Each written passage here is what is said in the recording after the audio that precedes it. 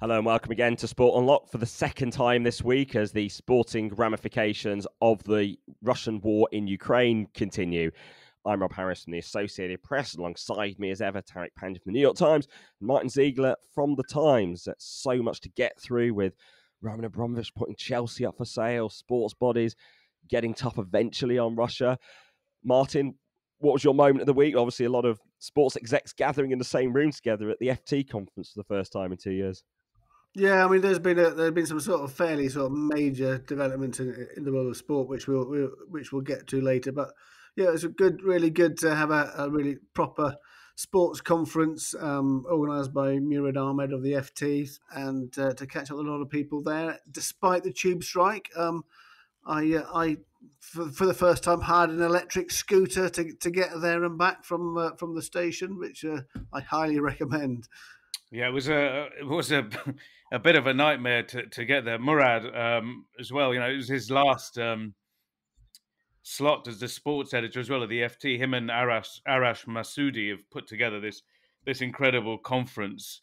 And with Murad moving on, this was the his valedictory event, and he said it took him 2.5 hours to get to in traffic. I think he just about made it in time. A lot of people's, Martin mentioned the Lime scooter bikes we used, all sorts. But all in all, it was quite a packed house, wasn't it, Martin?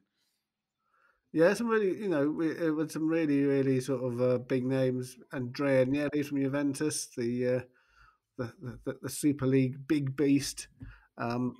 Richard Masters, the Premier League. Really, Amanda Staveley from Newcastle. A whole load of, basically, it was one of these. It was actually quite relentless because there was so much work to do as well as like meet and talk to people. And we'll bring you some of the best clips from that. The tube strike and the London traffic didn't bode well on Tottenham this week because the European Club Association Executive Board was meeting at Tottenham and they were really hit by the traffic. It's just a reminder of the transport logistical issues at a stadium that might hope to be holding some major European games. But yeah, didn't impress the European bigs heading there. Actually, it was one of the reasons why Roman Abramovich didn't buy Tottenham in 2003, isn't it? He opted for Chelsea in the end because he wasn't impressed by the surroundings at Tottenham. Yeah, it's. I mean, the thing about Chelsea is that it's proximity to the West End, and that proximity with Abramovich is on its way out because, obviously, massive news. Everybody knows about the fact that he's selling up.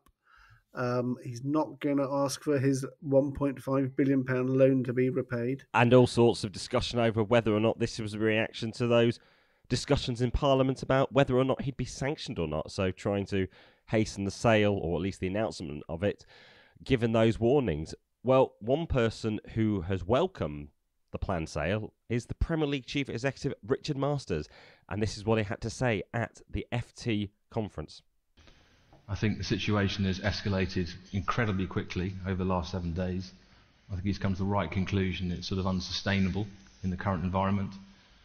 So it's a welcome decision, and obviously, for the sake of everybody, including the fans, as soon as the sale process concludes and completes, the sooner everyone will have certainty. Richard Masters being unusually candid actually in public there. Normally can be quite cautious in terms of referencing anybody or anything, but it might reflect that actually, well, he knows Abramovich is on the way out now anyway. Yeah, I think pushing out an open door there as well, and of course the context of this horrific war, he had to be seen to say something quite strong, and he said, yeah, it was unsustainable, and he also said, Putin has to be taken out for the circumstance to be changed. I'm not sure exactly what he meant by that. I think it just means a new leader there in Russia. But Roman Abramovich, I noticed, had a huge amount of support from the Chelsea supporters. Obviously, his wealth has bought a massive amount of success. I think Chelsea are the most successful English football team in the era of Roman Abramovich. And despite everything, despite the circumstances around this sale and why he, is being forced to do this, these apparent links to Vladimir Putin, Chelsea fans were chanting his name. There was a chap on the radio who was almost in tears on Thursday morning, and also former players. I noticed John Terry we've mentioned his tweets before in relation to these ape NFTs, but yesterday he was on Twitter again, calling with a picture of Roman Abramovich and himself and the Premier League trophy. Rob, what was the caption there with that? Go on. Yeah, it said the best. Many saying John Terry not the best at reading the room ever. Good at reading things on the pitch, not reading the room. To go back to the sale, so what's happening from what we know is that what they've said in the statement is that basically most of the proceeds of the sale of Chelsea will go to this new foundation to help victims of the war. And I think it's made it fairly clear that the victims can be anyone, so Russians as well as Ukrainians, and that a new body will be set up. But how much do you think Chelsea can realistically be sold for? Because I mean, I've seen sort of reports suggesting that they value it at $3 billion, but can they really get $3 billion? They shouldn't, and here's why. I mean, look, football clubs are sold for whatever anyone's willing to pay for it. So someone might decide to do that, but rationally, load of reasons why it shouldn't be anywhere near that. 1, fire sale. 2, this club loses a huge amount of money in order to be successful. We've seen that. And if it was run at a sustainable level, I'm not sure it'll be able to compete with those others if it wants to. And the third thing is this stadium situation there at Stamford Bridge. Roman Abramovich had a plan for £1 billion refurbishment that he pulled after his visa troubles in 2018. So whoever's going to get this has got to spend a huge amount of money just to keep up. Plus this figure you've mentioned of $3 billion. To me, it seems insane, but there are crazy rich people in the world, perhaps. Well, it is a rare opportunity to get a club at the top end of the Premier League, the world and European champions. And obviously the squad currently has value as well, which has impeded the price of some other takeovers in the past, where actually if players are sort of close to running down their contracts or, there's a lack of sort of strength there. But I think the stadium is one of the big issues. I mean, it's a really old stadium compared with Arsenal and Tottenham and even Liverpool upgrading and Manchester United at least, not looking quite as run down and, really needs a lot of work doing on it. But $3 billion talked about when it seems a desperate need to sell this club. It seems hard to imagine that. What do you think of this 1.5 billion giveaway Roman Abramovich announced in that statement saying he was selling the team? The statement in which he obviously didn't condemn the invasion of Ukraine again, by the way. I mean, that's one of the key things. He's yet to condemn the invasion. He's yet to directly call out Vladimir Putin, to demand the troops be withdrawn, the war does end. And the thing that struck me about this foundation is it's not him just giving it away to a third-party charity and saying, right, take the proceeds. It's providing the funding and the basis for him to have a status post-Chelsea, to have an entity that gives a platform to fundraise, to host things. Yeah, it could be like a sort of Bill Gates style foundation, I think, is what they're looking at. So, yeah, I mean, I think it's fairly clear that he won't take the loans back himself, but he doesn't need it. He's massively rich already. He doesn't. Whatever he gets from Chelsea, he can, whether it's the loan, whether the loan is paid back or not, it's all going to go to this foundation, and that's a price worth paying if his assets are not going to be frozen. Yeah, if he's not. Yeah, Martin, you're right. Crumbs as well. If you think about it, I mean, these numbers, because three of us, man in the street talking about these numbers, and they are huge, 1.5 billion and 3 billion. But Roman Abramovich, according to the most recent estimate, is worth $13 billion. Now, in the pandemic, the billionaire class increased their wealth in a huge amount. So it's almost, I don't know, it's not going to change his life in any way, losing that amount of money. But it will perhaps, as you said, stop this potential asset freeze, but also this halo effect, this positive spin you get, compared to being a guy who's associated with Vladimir Putin. Instead, the next day, he's got this amazing PR of a man who is donating this huge amount to war? We don't know, actually. Is it post-war reconstruction? Is it for Ukrainians? Is it for Russians? We have no idea. But this great philanthropist is what he's trying to portray himself as, right? Well, it could even be post-war reconstruction in Ukraine under Russian control. Who knows how this war will unfold? And at Chelsea in recent years, he'd been using it more of a sort of social campaigning platform anyway, in terms of, hosting events around tackling racism and various other social causes. A foundation does allow him to continue doing that, hosting the great and the good, and rather than just completely losing the cash or assets being seized completely. But I think there's been no sense of any foundation being registered yet to even potentially receive the money in the UK, at least. Mm-hmm. And that Chelsea trust still exists, right? The Chelsea charity, Martin, right? It does, but that won't be connected with it at all. I've spoken to a couple of trustees. That will have no connection. Just to go back to the future owners. So when you say Chelsea loses lots of money every year, so actually if you look on the balance sheet, they quite often make a profit basically based on player sales. But in recent times, right? Because at 1.5 billion loan hasn't but even when they return a sort of paper profit on their accounts, you still have the fact that Abramovich is putting in large sums of money quite often every year. So like last year he put in £20 million, and basically that covers their cash losses. So anyone who wants to take on the club has to be prepared to cover those cash losses as well as the stadium, because you can't just base your whole operation of Chelsea on the fact you're going to make a profit by selling players, because that may not be possible. No, we've seen that in the pandemic with smaller clubs across Europe. We've seen that those clubs that have relied on selling players are absolutely screwed as the transfer market essentially collapsed for medium-sized players, and teams across Europe, it was suffering. And obviously financial fair play rules set to be relaxed anyway in Europe. So what impact will that have? Although the likelihood of having an owner who'd want to sort of spend as freely as Abramovich is pretty hard to attract, isn't it? Amanda Staveley had an interesting interjection about Chelsea at the FT Sports Business Summit, didn't she? Yeah, one of the few people perhaps in public to be so clearly defending Abramovich this week, and we can take a listen to what Amanda Staveley did tell the audience in central London at the FT Business of Football Summit. Always going to have geopolitical issues. This world is never going to not have problems, Tariq, and I know it's really hard, and I'm really sad today that someone is going to have a football club taken away because of a relationship they may have with someone. I don't think that's particularly fair, actually, to be honest.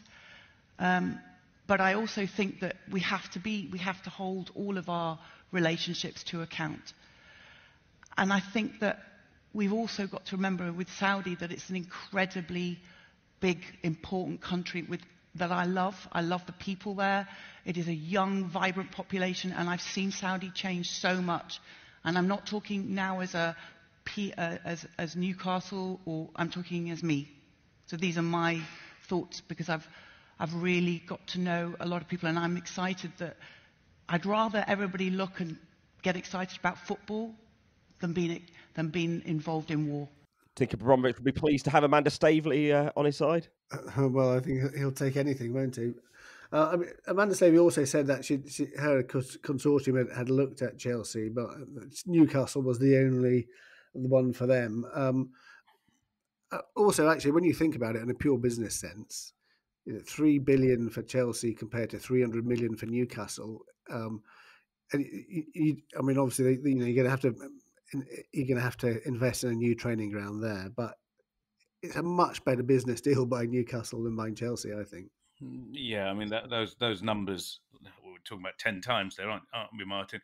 She also launched an impassioned defence of Saudi Arabia again, and this separation. But this Abramovich situation, it does highlight the fact that circumstances in the world we live in can quickly change. I mean, a month ago, the idea that there'd be a fire sale at Chelsea and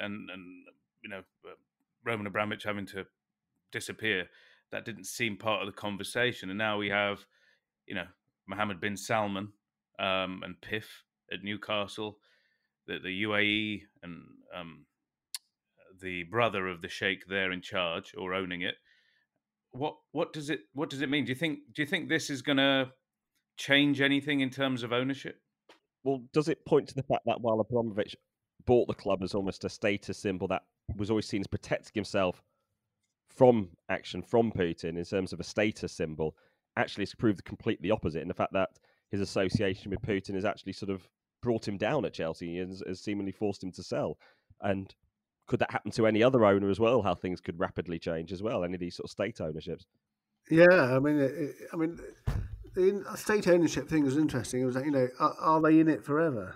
Well, or I suppose they probably are in it for the long term, but it only needs you could have a coup or something like that, and then if there was some sort of takeover of the government in that country, then it suddenly becomes puts that into question. Would the new rulers want to continue with that football club, or they just think that's allied to the old regime? It's certainly something that should be borne in mind. Also, this kind of fealty from supporters that these regimes are able to buy. We saw it with the Newcastle takeover, didn't we? We talked about it around the podcast, and then now with Chelsea, and people suddenly talking about how he's a really good fella.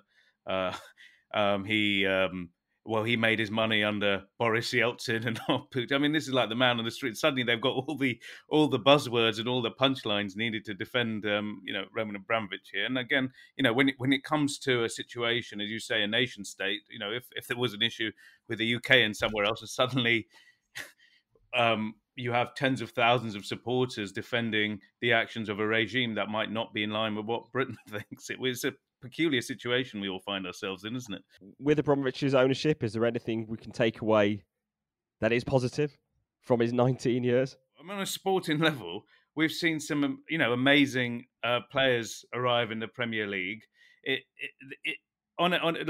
negative as well, I suppose, because it absolutely accelerated the inflationary pressure on the transfer market. But it brought a huge amount of competition as well. If you remember at the time, there was that duopoly, Arsenal and Man United.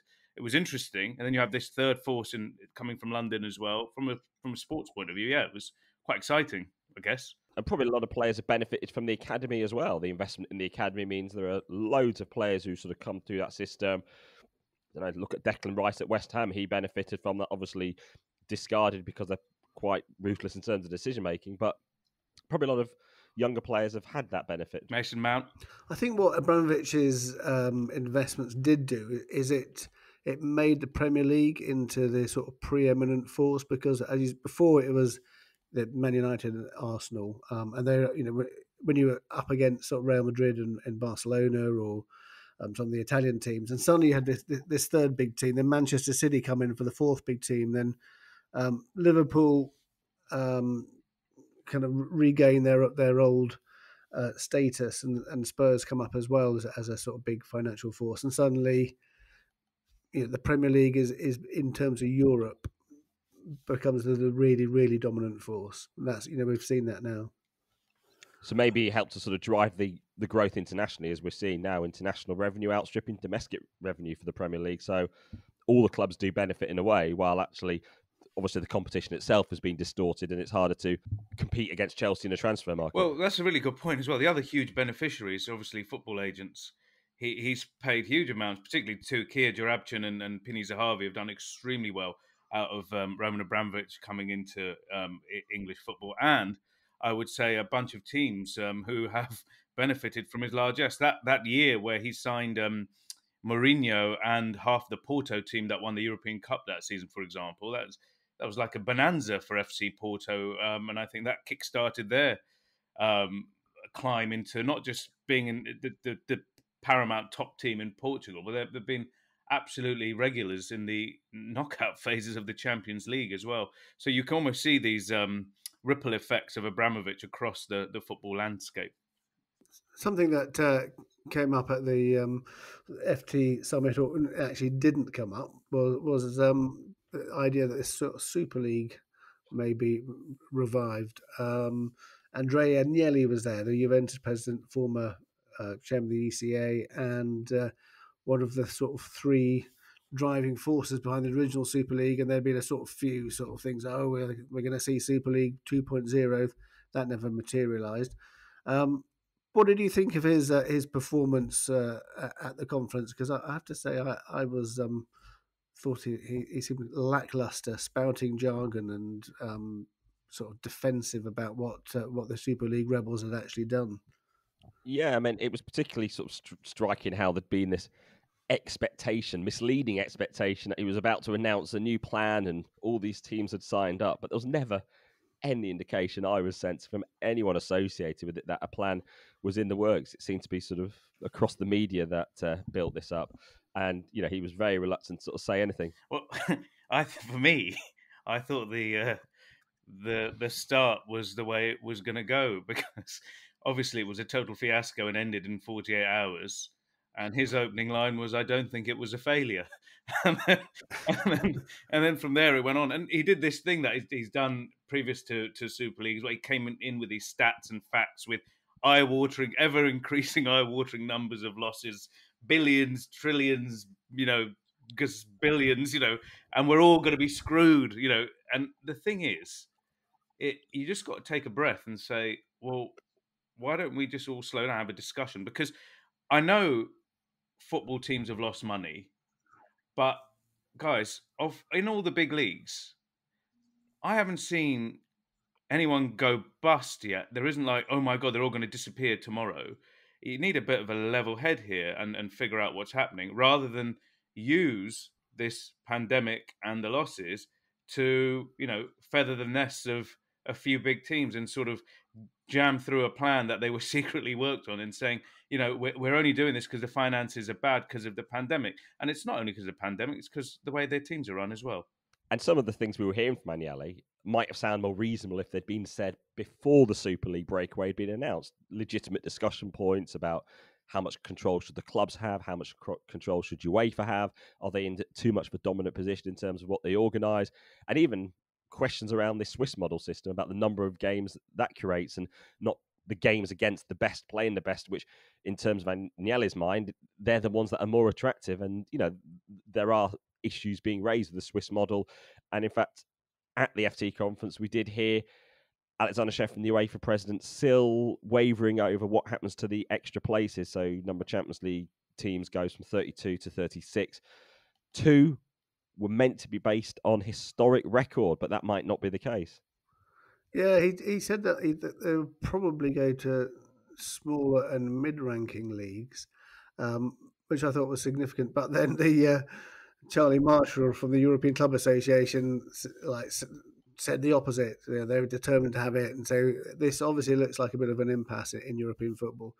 But I think UEFA are going to win this one. Well, one of the people UEFA President Aleksander Ceferin called a snake last year was the Juventus chairman, Andrea Agnelli. And this is what Agnelli had to say at the Financial Times Business of Football Summit when he was reflecting on the Super League and, more broadly, what he sees are the issues in European football still, despite the failure of that Super League plan last year. To me, today, European football is in dire straits, and it's in need of deep and profound reforms. There was another speaker, Mr. Tebas. If you allow me, I will not take any questions on him. His words describe him and qualify him for himself. We have a pending ruling by the European Court of Justice, which will then define whether the industry in which we live in, it's an open and transparent one, or our current regulator, which is the 100% monopolistic market operator, and the only gatekeeper to authorize any and all new competition, is the correct form of industry that we want. In my opinion, compromise, it's no longer a choice.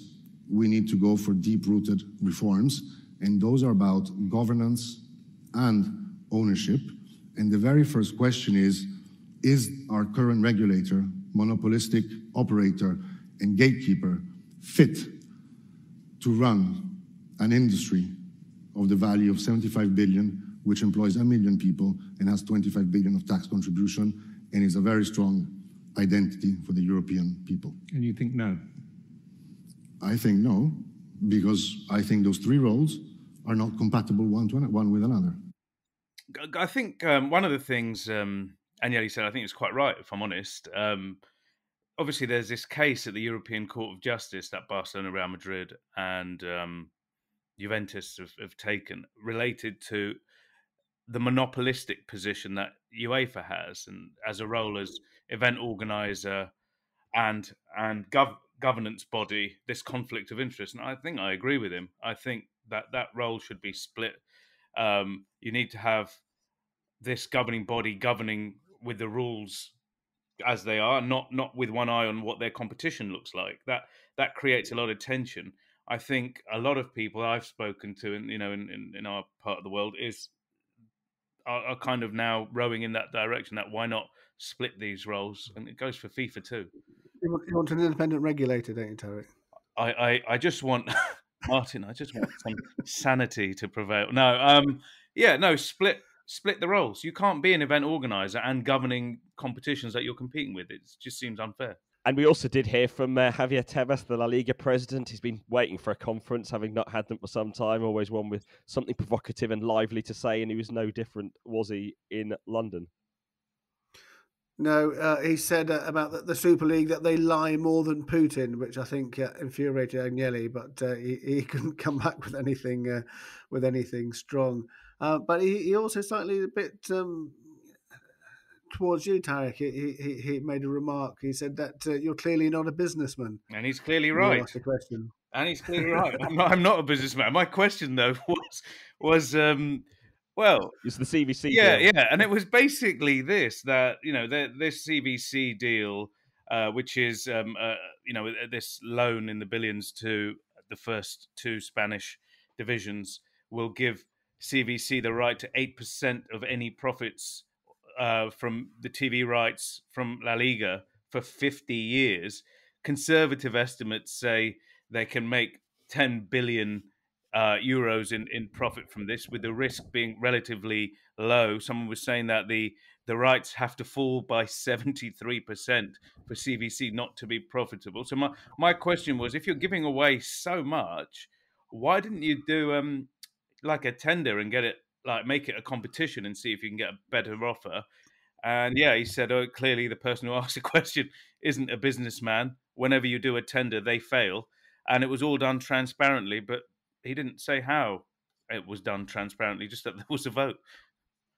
Yeah, brilliantly, a nice transparent process without an open process. Yeah, exactly. We also did hear from Aleksander Ceferin as well, being provocative as well. He must have known there was not going to be a new Super League plan announced, but he wanted to seize on it. And this is what he had to say. I have to say that speaking about Super League is not speaking about football, to be honest, but let's speak about it anyway. In a way, I'm sick and tired of speaking of this non-football project. Look, first they launched their nonsense of the idea in the middle of pandemics. Now we are reading articles every day that they are planning to launch another idea now in the middle of war. Do I have to speak more about those people? They obviously live in a parallel world. Of course, while UEFA did suspend Russian clubs, and Ceferin did point to the fact Russia isn't going to be part of the Women's Euros in July, UEFA still do have a Russian on their executive committee, and not just any Russian, a Russian who is an executive at Gazprom and also heads the Russian Football Union, Zhukov. And actually, the Russian Football Union itself hasn't been suspended. No, so this is a slightly strange anomaly with all this. So the IOC put a statement out at the start of the week saying Russian officials and teams should be suspended from competition, but said nothing about administrators. So we've got the situation where the IOC still has two Russian members, including the very strong Putin supporters with Yelena Isinbayeva, the two-time Olympic pole vault gold medalist. She's been a really, really strong supporter of Putin, did things like backed their 2018 World Cup bid. And the other member is the president of the Russian Tennis Federation, Shamil Topashev. He's been on the IOC for at least 20 years, if not longer. And I think there's legitimate questions. Why are these administrators being allowed there? And I think the British Cycling, for example, has raised that, and it's going to boycott the International Cycling Union Congress because they still have Russians involved on their management board, and it seems a strange one. Well, the Paralympics are now underway in Beijing, and so much changed in a few days. On Wednesday, the IPC ruled that Russians and Belarusian athletes could compete as neutrals. Then there was a huge backlash from various national Paralympic committees. On Thursday, they reversed their decision and actually said there's a blanket ban on Russian and Belarusian athletes competing in Beijing. And then on Friday, in the opening ceremony of the Paralympics, we heard from the IPC president, Andrew Parsons, who gave a strong message against the war, although he didn't actually name Russia in his speech. Take a listen. I am horrified at what is taking place in the world right now. The 21st century is a time for dialogue and diplomacy, not war and hate. It now turns out, as we're recording this, that the Russians are going home with their lawyers having determined that the Court of Arbitration would not have time to make a decision during these accelerated proceedings. But they're now thinking about taking legal action in a national or international court at a later date. And this is something, to be honest, the IPC was really scared of. Unlike the IOC, it's not loaded. So they were scared that the Russians might sue them for millions that they don't have. And now that looks like a distinct possibility. I still think it shows actually it was the right decision by the IPC to take it. And now we'll just see what happens with the CAS appeal regarding the football exclusion. Because we still never had any specific grounds from the IPC, from FIFA, from UEFA for actually suspending Russia. I mean, in both cases, both FIFA and the IPC reversed decisions within 24 hours. The IPC determined the fact that Russians and Belarusians could compete at the Beijing Paralympics as neutrals. And it was only after the backlash, like the backlash we saw in football, where they suddenly said, oh, actually, you are suspended now, without actually being clear what had changed. And the IPC did have concerns about the legal ramifications about ending up in court on this. Well, I think what this illustrates is if you stick to it's not in, we can't do it because it's not in our rules and we don't announce it in our rules, then you let yourself in for a whole load of grief here. And the only thing to do, the right thing to do here, is to make those suspensions and those exclusions, and you worry about the rule book afterwards. Okay, you go to CAS, you lose, then you get to the situation where you're going to have people, individual athletes, boycotting events, refusing to participate in Russia, and actually that you need to take those steps first.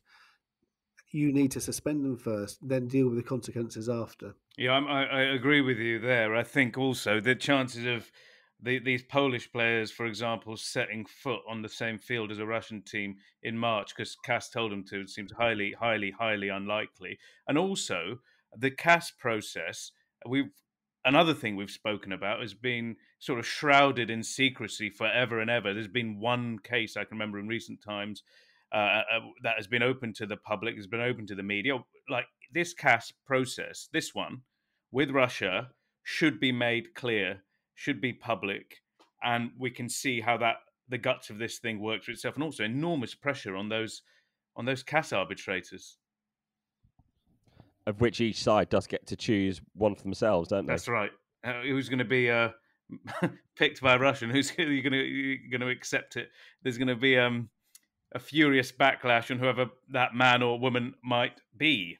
And let's not forget, there are Ukrainians who, UEFA in particular, have been trying to evacuate from the country, coaches, players whose lives are in danger. And actually, athletes are already dying in this war, trying to defend their country from invasion by Russia. Yeah, we've had some horrible stories. Obviously, deaths and injuries across the board because of this war. But from a sporting point of view, there have been there's reports of a goalkeeper, I think, from Lviv, a young goalkeeper. But a lot of Ukrainian athletes have signed up. Many returned home to fight.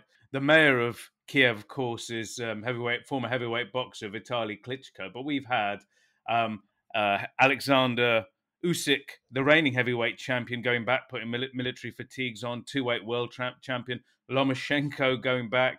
Saw a picture this week of the Sheriff Tiraspol manager in military fatigues as well. Tennis players, guys, this really has sort of galvanized the athlete population in Ukraine to fight as well.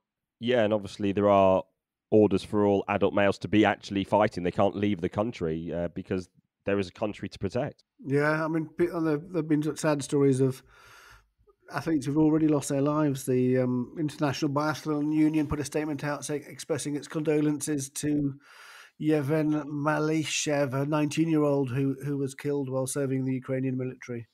And also, we're seeing quite unprecedented messages of solidarity at Premier League games. Announcement that captains are going to be wearing the Ukrainian colours on their armbands, messages across the stadium. It does seem to potentially create long-term issues, this, for the Premier League. The fact is, they're choosing to recognise one conflict. There are many conflicts around the world, conflicts that will touch on players in their league. And they usually try to sort of stay out of this sort of thing, but the Premier League are now directly taking a side publicly on a war. Yeah, Rob, that's a really interesting point, because remember the Ozil situation, for example. You know, Arsenal pretty much disavowed him when he was talking about the Uyghur genocide. We talked about that before the Olympics in China, and again, it's not us using the word genocide; it's Western nations. That didn't prompt kind of any kind of response from the leagues or the teams. So it's going to be, and we've all kind of seen that. I heard from one of the FIFA people who took the decision to kick Russia out, that they were getting emails and WhatsApps from other FA presidents in different parts of the world with you know, what about this one? What about that one? All the whataboutery, including one official apparently sent a list of as many as 80, what he said were 80 contraventions of United Nations regulations by the United States of America. So it puts the football leaders in a kind of invidious position now. As Rob just said, it's kind of opened Pandora's box a little bit. Yeah, it just reinforces this hierarchy of tragedy, and it will be an issue going forward. There will be another conflict, and sport won't take a side, won't take a clear position. And maybe it's interesting FIFA haven't done. You know, while we have had this focus on Russia's aggression, its war on Ukraine, it really does reflect a wider distrust around the nation, and its sport has felt that in recent years. Beyond the Putin activities globally, how they've corrupted sport and tried to sort of corrupt sports officials and to disrupt sport has been probably one of the key things in the last decade, hasn't it?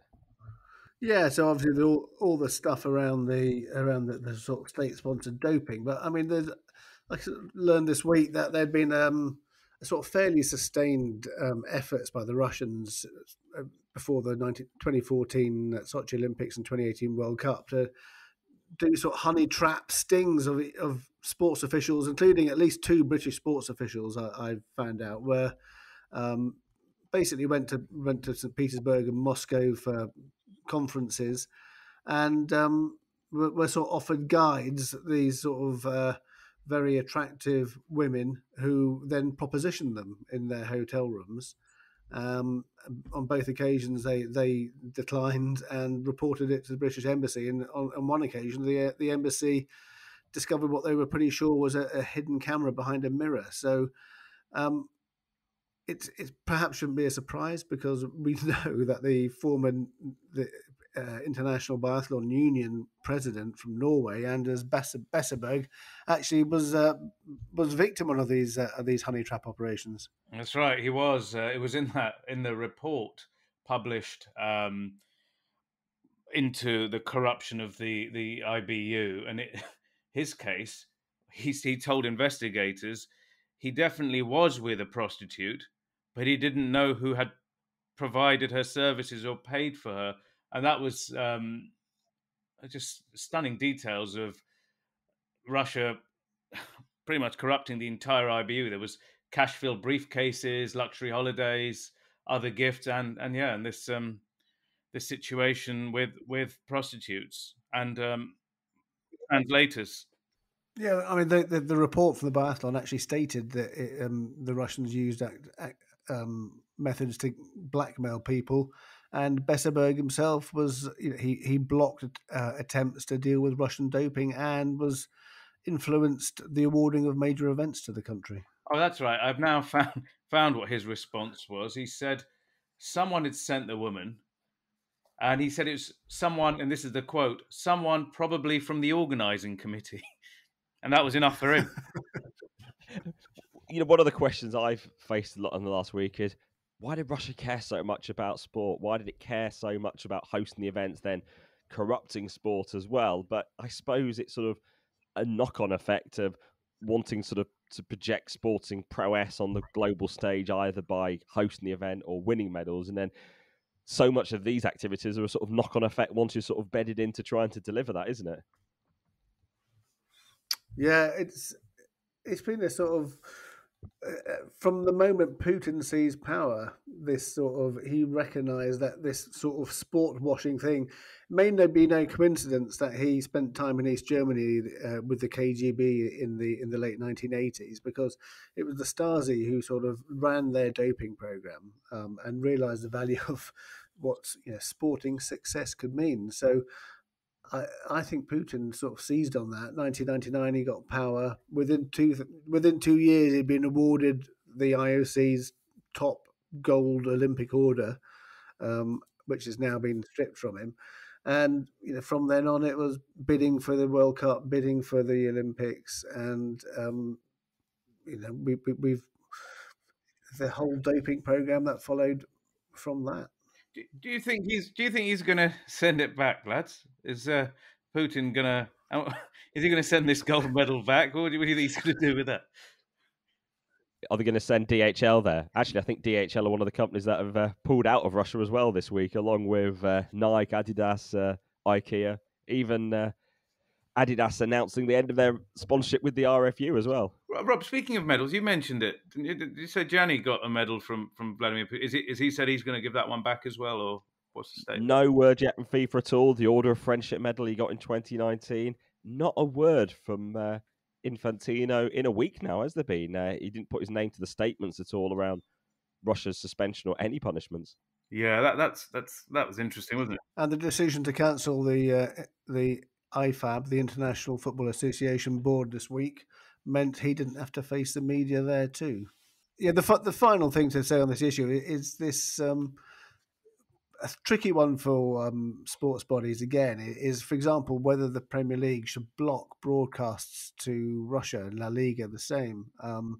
So the Premier League has been criticised by Chris Bryant MP, the former FA chairman David Bernstein, and he said that they should stop sending their pictures of Premier League matches to Russia immediately and cut them off. And that decision has not been taken yet. It might come in the near future. La Liga saying that they're reviewing their position, but they're sending pictures with anti-war messages on. So it's a difficult one for those people, but I think the pressure is going to grow and grow. And the Premier League expecting its games in China not to be shown this weekend because of those messages of solidarity towards Ukraine.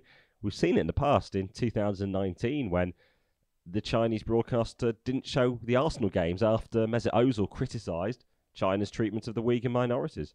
Well, on the La Liga point, it's even more difficult as well to keep it going, because the company that owns the TV rights, the ultimate owner is Sberbank, one of the companies that have been sanctioned by the United States Treasury Department.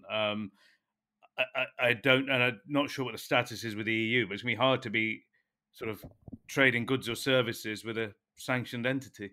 And we did see sanctions levelled against Alisher Usmanov this week, the sponsor of Everton, both by the EU and by Britain. He did get his links to Everton suspended before then, and he was more than just a sponsor. He had the title rights to the training ground and had paid £30 million to have the right to potentially get the naming rights for a new stadium that hadn't even been built yet. So Everton, hugely reliant on his income. And of course, Usmanov previously a shareholder at Arsenal.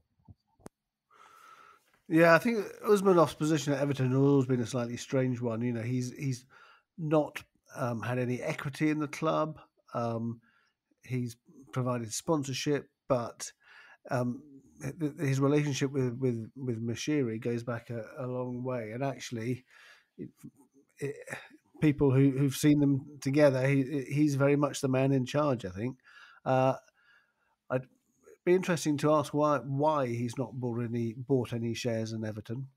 Maybe if he did that, he'd have to submit to the Premier League's owners and directors test. And we know he's once served 6 years in prison.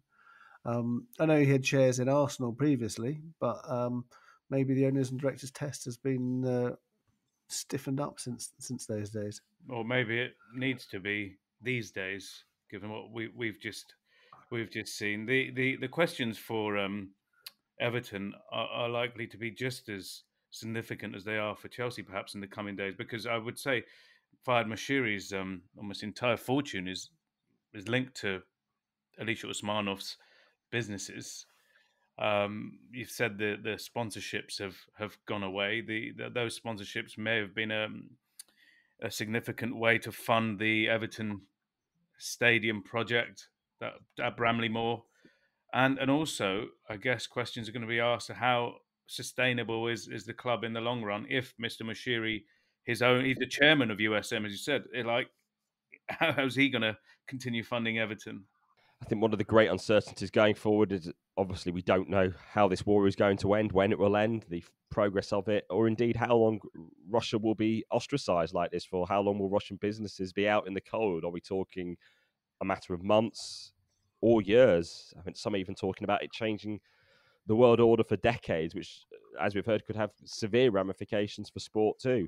Yeah, it's a horrible time for Ukraine and anyone involved, and just hope it ends as soon as possible. I think everyone would agree with that, and certainly our thoughts with all those victims in Ukraine of this war as we record this second episode of Sport Unlocked this week, and what is a hugely significant week for the world of sport stemming from the war launched by Russia on Ukraine. From myself, Rob Harris, from Tarek Panja and Martin Ziegler, thank you so much for listening as always. If you've got any feedback, we're at Sport Unlocked on Twitter, Facebook and Instagram. But for now, keep well, keep safe. Goodbye.